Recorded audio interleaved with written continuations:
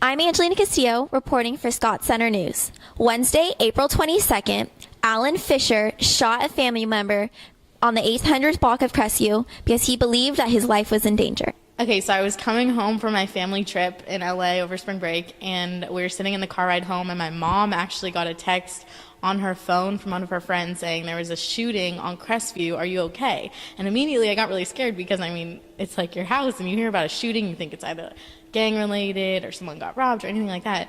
And so I was really freaked out at first, but then once I looked up the news story online, I saw that it was an old man who felt in danger by his family member and decided to shoot him to protect himself.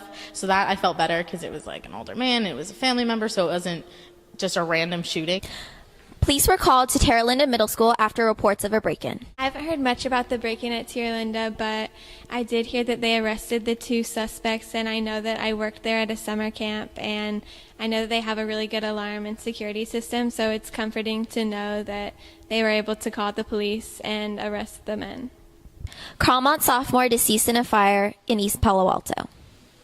My friend Miguel deceased in a fire a couple days ago. He was a really good person, always had a smile on his face.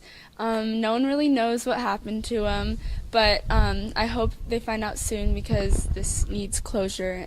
A former Carlmont student deceased at a Wendy's after being stabbed multiple times. So Dennis, he was my good friend, my coworker. He passed away Saturday evening around 7:30. He was meeting up with 2 of his best friends, and he had beef with this guy, and he came along, and they ended up in a fight. From what I know is Dennis had him pretty good, and his friend, or the guy that they were fighting, took out a knife and stabbed him multiple times. Dennis, his 2 buddies came after the stabbing, and they found Dennis. He was still alive, and he was yelling for help and everything. They called the ambulance, and he died on the way to the hospital. Dennis was a great guy, most positive person I've ever met in my life, to be honest.